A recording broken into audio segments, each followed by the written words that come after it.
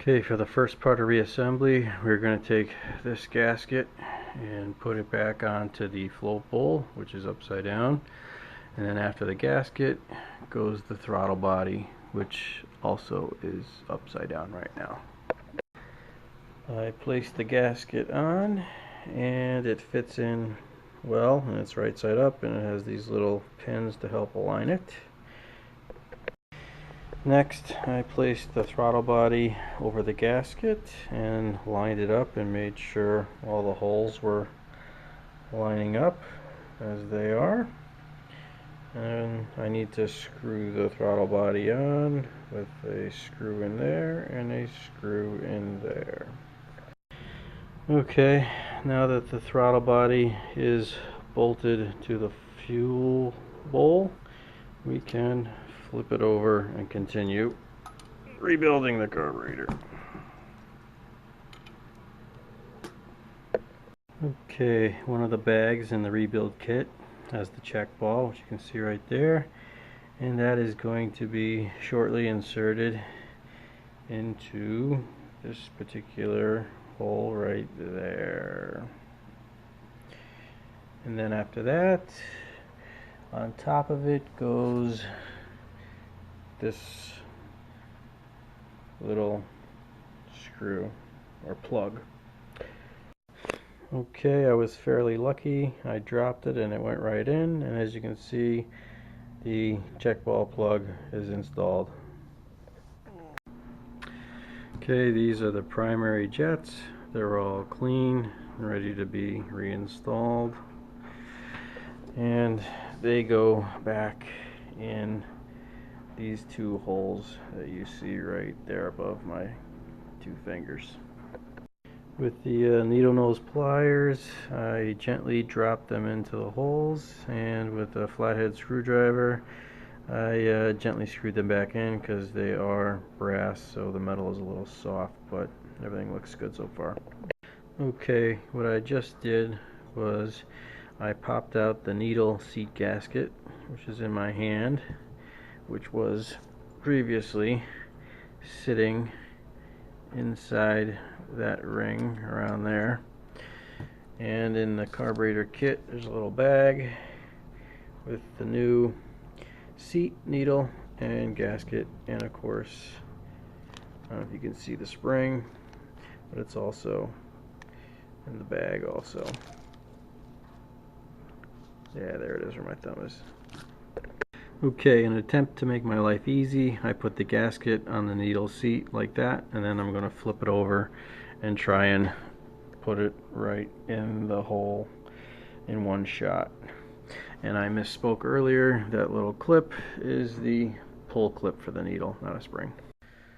Next I'm going to insert the clip onto the tip of the needle. As we can see, that went on quite easily with a little finger pressure, and we're good to go. Okay, what we have here is I took the power piston apart because I needed to get this clip off of here. As you know, this was connected inside here, and I used the needle nose pliers and pulled on this, which worked, but one of the meeting rods actually flew off the little spring there, and I had to go find it on the floor, so you have to be careful, but it does come out.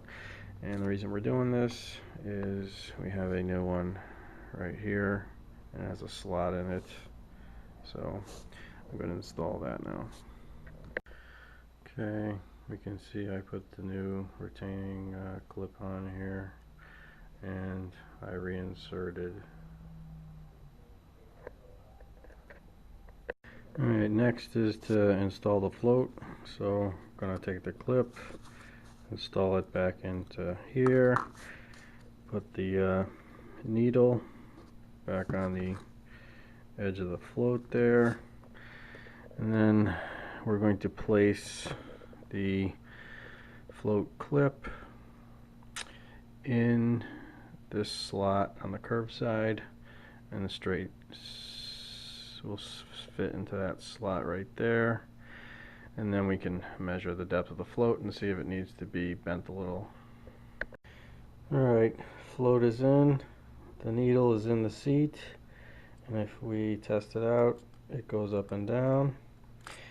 The next step is to set the float, and if you look at the settings for my particular application, we have,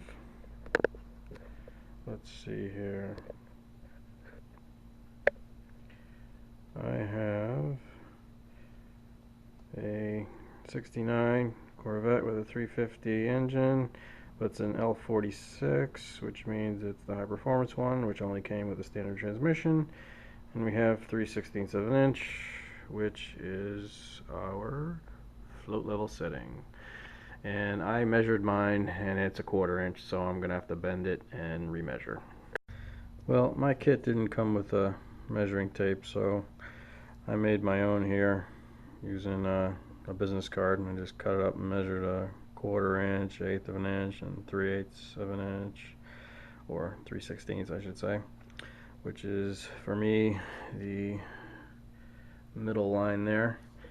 And basically I was just practicing raising the float and then measuring accordingly at the tip of the float with the top of the bowl until it matched, and took a few tries, but I bent it and it seems to be the proper measurement of 3/16. Okay, now if you remember, the power piston has a spring, and that goes inside first. Then the power piston gently gets placed over the spring into the hole there, and the primary metering rods, you gently guide them into the jets, and that fits in good. And my new retaining clip here was a little snug, so I used a flat screwdriver here to kind of persuade it into the circle there, and it's nice and snug now, and it's operating properly, so I think we're ready to move on. And there's the easy part. I got the float cover here. We'll just put that right back in. Okay, things look like they're still working.